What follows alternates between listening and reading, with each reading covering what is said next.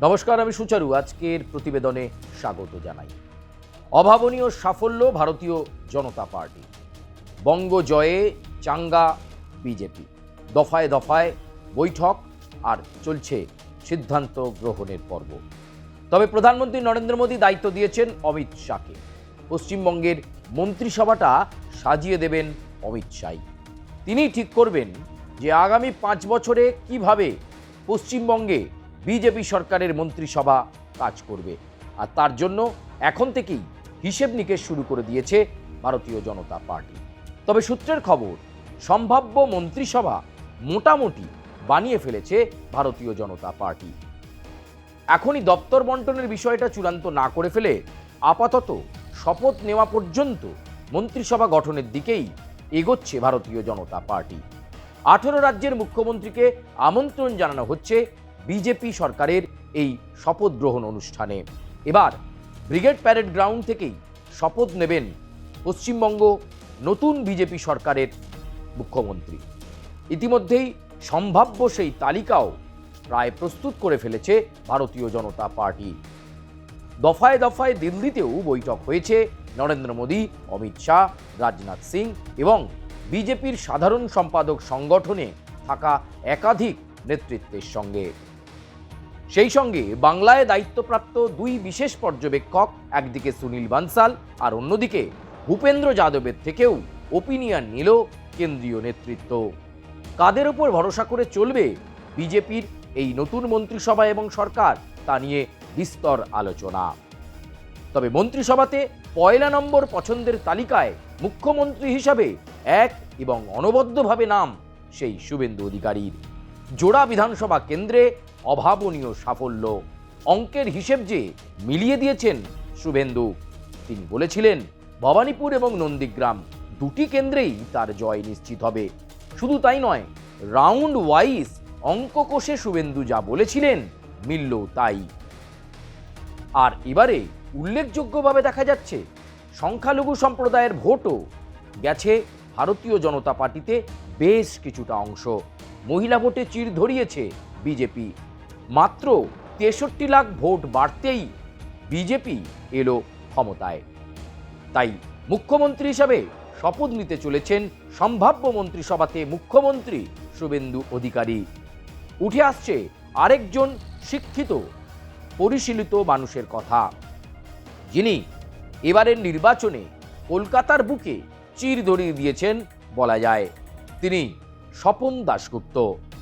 অর্থ অথবা শিক্ষার মতো গুরুত্বপূর্ণ দপ্তর যেতে পারে স্বপন দাশগুপ্তের কাছে। তবে এখানেই শেষ নয়, মন্ত্রিসভাতে জায়গা করে নিয়েছে আরও বহু তরুণ তুর্কি নেতাও, যারা এবারে নির্বাচনে উল্লেখযোগ্যভাবে জয় পেয়েছেন। রাজ্যের ক্রীড়া দপ্তরের মন্ত্রী হতে পারেন আরেক তরুণ তুর্কি নেতা, প্রাক্তন খেলোয়াড় অশোক দিন্দা। ময়না বিধানসভা কেন্দ্র থেকে জয়লাভ করেছেন অশোক দিন্দা। সেই অশোক দিন্দা হতে পারেন ক্রীড়া দপ্তরের মন্ত্রী। সম্ভাব্য মন্ত্রিসভায় জায়গা করে নিতে পারেন অশোক দিন্দা। এরপরে যে নামটি নিয়ে জোর চর্চা রয়েছে তাকে নিয়েও আলোচনা এখন তুঙ্গে। তিনি এবারের নির্বাচনে দাঁড়িয়েছিলেন কলকাতার কোনো কেন্দ্র নয়, তাকে নিয়ে যাওয়া হয়েছিল তার আদি পুরনো জেলা, যেখান থেকে তার বেড়ে ওঠা, তার শিক্ষা জীবন। তিনি রুদ্রনীল ঘোষ। নিয়ে যাওয়া হয়েছিল শিবপুরের মতো কেন্দ্রে। প্রায় 15,000-এরও বেশি ভোটে জয়লাভ করেছেন রুদ্রনীল। সেই রুদ্রনীল ঘোষকে করা হতে পারে তথ্য সংস্কৃতি দপ্তরের মন্ত্রী। কারণ যেহেতু তিনি বিনোদন জগৎ থেকে উঠে আসা এবং তার অভিনয় শৈলী নিয়ে কথা বলারই কোনো জায়গা নেই, সেই রুদ্রনীলকে এবার মন্ত্রিত্বে দেখা যেতে পারে। একটা সময় তৃণমূলের বিরুদ্ধে সরাসরি অভিযোগ ছিল টলিপাড়াতে একাধিপত্য খাটানোর। কখনো গিল্ড, আবার কখনো ফোরাম, কখনো ফেডারেশনকে ব্যবহার করে বারবার অভিযোগ ছিল তৃণমূলের দিকে, বিশেষ করে বিশ্বাস ব্রাদার্সের দিকে, অরূপ বিশ্বাস এবং স্বরূপ বিশ্বাস। আর এবার বিজেপি সরকার চায় টলিপাড়ার মধ্যে এই ধরনের কোনো একাধিপত্য যাতে বজায় না থাকুক। সর্বস্তরের অভিনেতা অভিনেত্রীরা যাতে কাজ করার সুযোগ পায়, সেই ক্ষেত্র তৈরি করার জায়গা ভাবছে বিজেপি। শুধু তাই নয়, নাট্য জগৎকেও উজ্জীবিত করার বার্তা দিয়েছেন অমিত শাহ। তাই এই গুরুত্বপূর্ণ বিষয়গুলো দেখতে হতে পারে রুদ্রনীল ঘোষকে, কারণ তিনি হতে পারেন তথ্য ও সংস্কৃতি দপ্তরের মন্ত্রী। আর এবার আরও এক নতুন মুখ। রাজনীতিতে কোনো বড় ফিগার তিনি নয় ঠিক কথা, তবে নির্বাচনী লড়াইয়ে প্রথম দাঁড়িয়েই চোখে চোখ রেখে শশী পাঁজা রাজ্যের বিদায়ী নারী কল্যাণ মন্ত্রীকে চ্যালেঞ্জ ছুঁড়ে দিয়েছিলেন তিনি। শ্যামপুকুরের মতো বিধানসভা থেকে ভারতীয় জনতা পার্টির প্রতীকে জয়লাভ তার। তিনি পূর্ণিমা চক্রবর্তী। সেই পূর্ণিমা চক্রবর্তী এবার পেতে পারেন মন্ত্রিসভায় জায়গা। সম্ভাব্য মন্ত্রী হিসাবে পূর্ণিমা চক্রবর্তীর নাম এখন চর্চায়।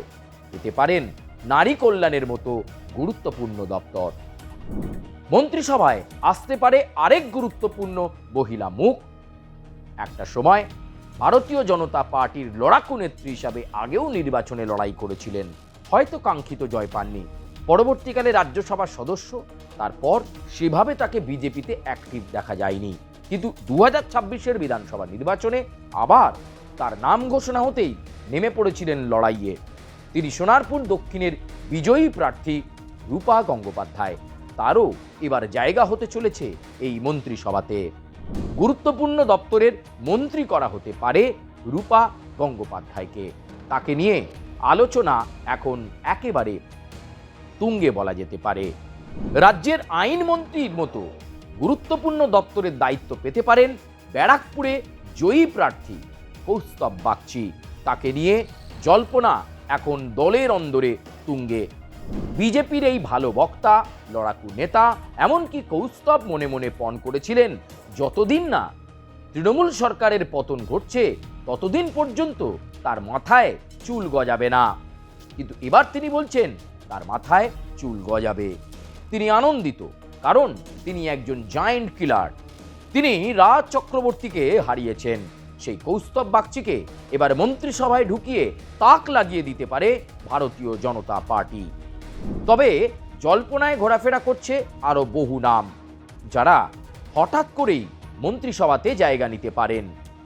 জল্পনাতে অবশ্যই রয়েছে দিলীপ ঘোষের নাম। রাজ্যের গুরুত্বপূর্ণ দপ্তর যেতে পারে দিলীপ ঘোষের কাছে। দিলীপ ঘোষের কাছে যেতে পারে শিল্পের মতো গুরুত্বপূর্ণ দপ্তর। এমনটাও মনে করা হচ্ছে প্রয়োজনে হয়তো অন্য দপ্তরও দেওয়া হতে পারে দিলীপ ঘোষকে। বঙ্গ বিজেপির বরাবরই দাবাং নেতা দিলীপ ঘোষ। তিনি মুখ খোলা মানেই সঙ্গে সঙ্গে সেটা ভাইরাল হওয়া। মাঠে ময়দানে তিনি বক্তব্যে গরম নেতা। খড়গপুর সদরে এবার লড়াই করে জয় ছিনিয়ে নিয়েছেন দিলীপ ঘোষ।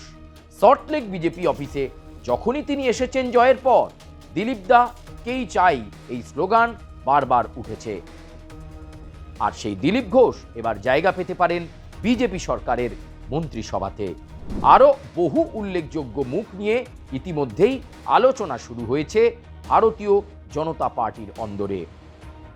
9 তারিখে মন্ত্রিসভার শপথ, মুখ্যমন্ত্রীর সাথে মন্ত্রিসভাও শপথ নেবে।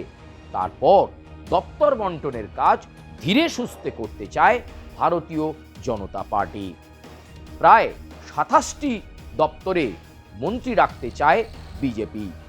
ইতিমধ্যেই সুনীল বানসাল এবং সেই সঙ্গে ভূপেন্দ্র যাদবদেরকে বলা হয়েছে 9 তারিখে শপথ নেওয়ার পর যারা মন্ত্রিসভায় জায়গা পেলেন তাদেরকে ক্লাস করাতে হবে। কিভাবে বিধানসভায় তারা কথা বলবেন, কিভাবে তারা বিভিন্ন দপ্তর সামলাবেন, সেই প্রশিক্ষণ প্রয়োজনে ভিন রাজ্য থেকে বিভিন্ন গুরুত্বপূর্ণ দপ্তরের মন্ত্রীদেরকে এ রাজ্যে এনে ট্রেনিং সেশন করানো হতে পারে ভারতীয় জনতা পার্টির নতুন মন্ত্রীদের। এছাড়াও জল্পনায় একাধিক নাম এখনো ঘোরাফেরা করছে রাজ্য বিজেপির অন্দরে। তবে প্রথম তালিকায় বেশ কয়েকটা গুরুত্বপূর্ণ নাম আমরা বলে গেলাম। এমনকি শোনা যাচ্ছে বিশিষ্ট চিকিৎসক ডক্টর ইন্দ্রনীল খাঁকেও আনা হতে পারে মন্ত্রিসভায়। বেহালার মতো গুরুত্বপূর্ণ জায়গায় রত্না চট্টোপাধ্যায়কে হারিয়ে জায়গা করে নিয়েছেন ইন্দ্রনীল। সেই ইন্দ্রনীল খাঁয়ের হাতে যেতে পারে স্বাস্থ্যের মতো গুরুত্বপূর্ণ দপ্তর। ফলে সব মিলিয়ে নতুন পুরনো মিলিয়ে একটা আঁটোসাঁটো মন্ত্রিসভা করে আগামী 5 বছর সুশাসনের অঙ্গীকার করছে ভারতীয় জনতা পার্টি। প্রথমেই তাদের বার্তা ছিল 3,000 টাকা করে অন্নপূর্ণা ভাণ্ডার। বিজেপির রাজ্য সভাপতি শ্রমিক ভট্টাচার্য ইতিমধ্যেই দাবি করেছেন, শপথ নেওয়ার পরেই শুরু হবে অন্নপূর্ণার ভাণ্ডার দেওয়ার কাজ। অন্নপূর্ণা ভাণ্ডারের জন্য যাবতীয় যে অর্থ তা কেন্দ্রীয় সরকারের তহবিলে প্রস্তুত আছে, ভয় পাওয়ার কিছু নেই।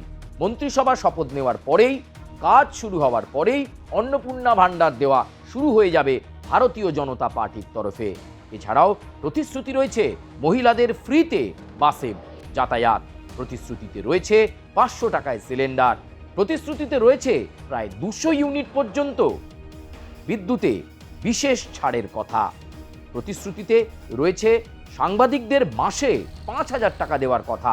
সেই প্রতিশ্রুতি পূরণ বাংলার এই নতুন বিজেপি সরকার এবং মন্ত্রিসভা কতটা করতে পারে, কতটা 5 বছরে সুশাসন তারা দিতে পারে, তার দিকেই তাকিয়ে বাংলার আপামর পরিবর্তনকামী এবং পরিবর্তন যারা আনলেন সেই সাধারণ মানুষ। আপনারা কমেন্ট করে জানান বিজেপির মন্ত্রিসভা কেমন হতে পারে। যাদের নাম জল্পনা চর্চায় রয়েছে তারা মন্ত্রিত্বের দায়িত্ব পেলে কেমন সামলাবেন, কি মনে হচ্ছে আপনাদের? কমেন্ট করুন, লাইক করুন, সাবস্ক্রাইব করুন এবং বেল আইকনে প্রেস করতে অবশ্যই ভুলবেন না। আপনারা আপনাদের সুচিন্তিত মতামত আমাদেরকে জানাবেন। আমরা চেষ্টা করব আপনাদের কাছে আরও সুন্দর নতুন সমীকরণ, একেবারে নতুন নতুন প্রতিবেদন আপনাদের সামনে পৌঁছে দেওয়ার জন্য। ধন্যবাদ।